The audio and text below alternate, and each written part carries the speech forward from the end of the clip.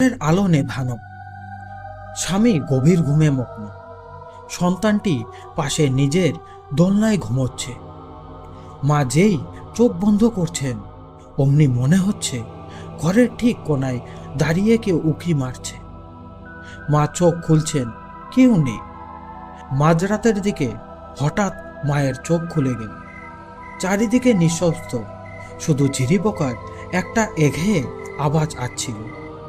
মা অনুভব করলেন ঘরে কেউ আছে, স্বামী বা সন্তান ছাড়া আরও একজন। মা ভয়ে ভয়ে চোখের মনিটা ঘোরালেন। জানলার পাশে কেউ নেই, দরজাও বন্ধ, কিন্তু স্বামীর ঠিক মাথার কাছে মেঝের ওপর কেউ একটা বসে আছে। হাঁটু মুড়ে বসে থাকা একটা অবয়ব, মাথাটা নিচের দিকে ঝুঁকিয়ে রাখা। তার পিঠের ওপর দিয়ে